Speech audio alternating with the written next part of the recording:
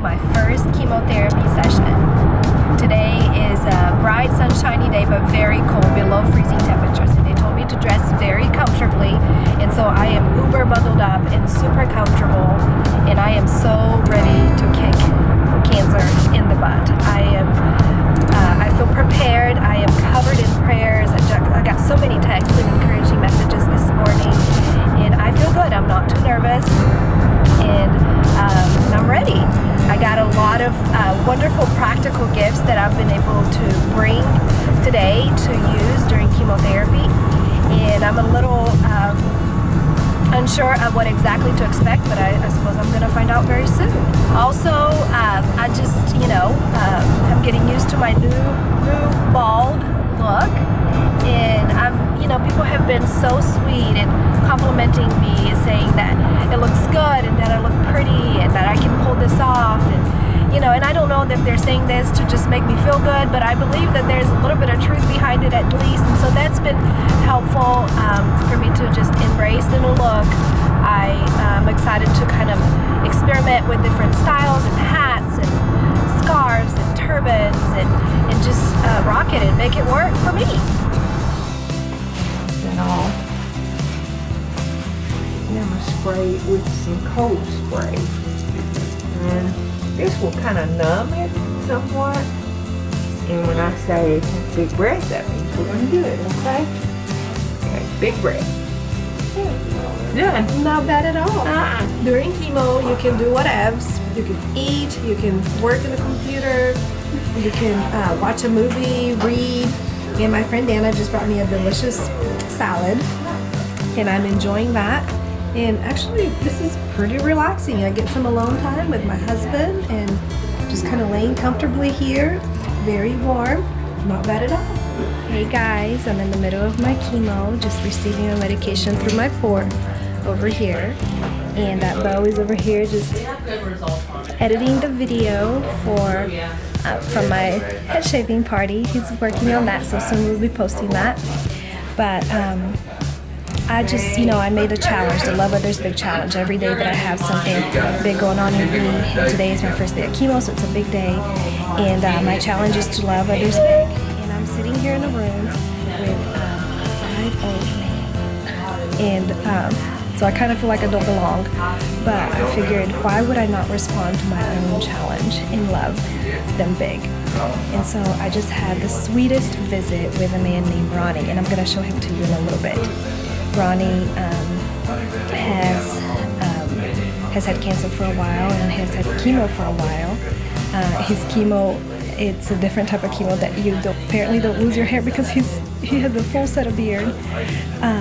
And he lives out in the country. He has to drive a long ways to get here. He didn't have insurance before he had chemo, so I gave him some cash for gas, and also a gift card for one of my favorite restaurants, Chili's, for him to enjoy a nice meal with his son and granddaughter. He doesn't have a lot of support aside from his son and granddaughter. And we talked about the Lord. I got to pray with him, and he got teary-eyed, I got teary-eyed. It was so wonderful, and it's so amazing the things that can happen when you step outside of your comfort zone. For me to talk to this man that I've never talked to before. So I want you to meet him, so I'm gonna go head over there right now. Hey guys, this is Ronnie, the man I was telling you about. Say hi. Hi everyone. Hi everybody. It's so nice to meet you, Ronnie. Bye everyone. First chemotherapy session, check. It is 4:30 in the afternoon, so it was an all-day affair. We got there a little after 9. Had a consultation with the oncologist and kind of got things started, got my blood work done and got things started ever since. And so it just takes a little longer because the medications that I'm taking take a while to get into my body. But I didn't feel it coming in. It's not like you feel the medication coming in. It's just a very slow process. The oncologist described it as like a marathon. Initially, you kind of rock it, you have a little bit more energy, but as you keep going, it gets harder and harder. So what I'm thinking is gonna happen is that this time I'm gonna do well. And as it goes, it will be a little bit more difficult, but hopefully not too bad. This week, I received an awesome packet from Brazil that made me so happy. This huge huge sign signed by my high school friends from Brazil. I graduated from high school in 1999. A lot of these people I haven't seen in 15, 16 years, and they were sending me all this love. They also sent me this picture.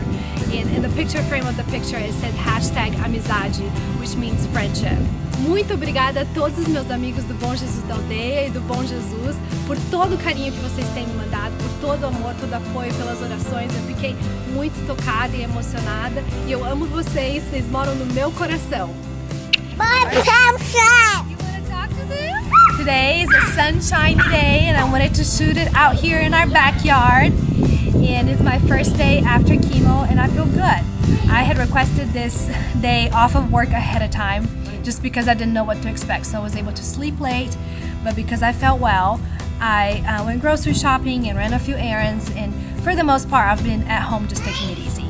The plan right now is for me to work throughout my chemotherapy as tolerated.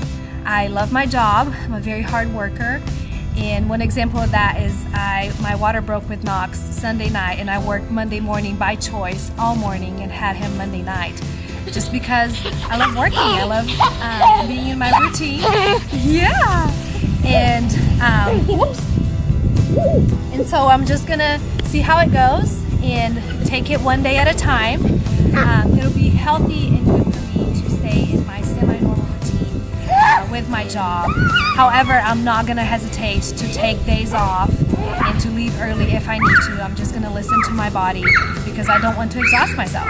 Yesterday, my first day of chemotherapy was amazing for several reasons, and you might be surprised to hear that, but I'm gonna explain why. When I first get there, they check my vital signs and get my weight and they take on my blood, and so I pull out my sleeve and I have my awesome flash tattoo that I got at my head shaving party along with several of the girls.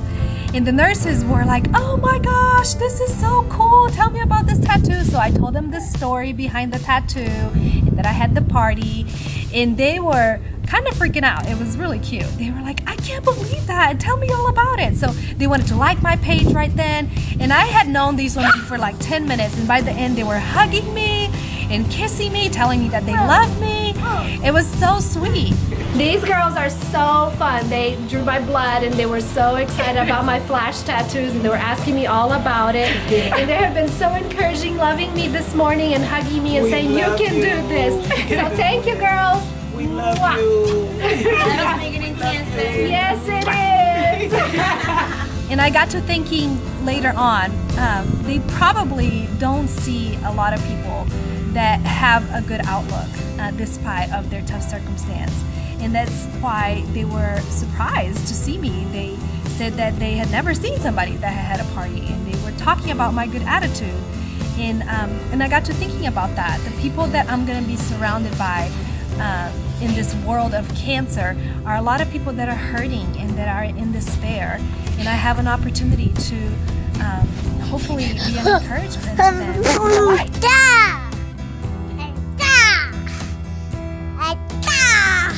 And so I knew that I wanted to respond to my own challenge, so I got to have this awesome meeting with Ronnie, who you saw earlier in the vlog. I felt such compassion for him and for his situation, and I also felt such thankfulness for all the support that I am surrounded by. I think a lot of people that have cancer are surrounded by people who wish them well, but aren't necessarily supported in practical, very tangible ways. And I was just hit with that realization that I am so blessed by the incredible support that I have around me. People that are willing to get their hands dirty and get messy with me and to support me because they love me. So I was so thankful. I'm honestly excited to keep going with chemo and to be a part of this new cancer club and this whole new world of people that I'm gonna meet and I'm gonna be able to relate to that are going through such a difficult situation. And my hope is that I'm able to shine, be an encouragement to them, and to show that there is hope, that there is much growth and beauty that comes from pain and despair. That in it, despite of how rough and messy and difficult that it can become, that much good can come from it. And hopefully you'll be able to be encouraged by it. I'm so thankful to be so loved by God and all my friends. And the least that I can do is to love others back. And I'm excited to do that because love is so much bigger than cancer. Beijo, mamãe. Fala tchau, tchau.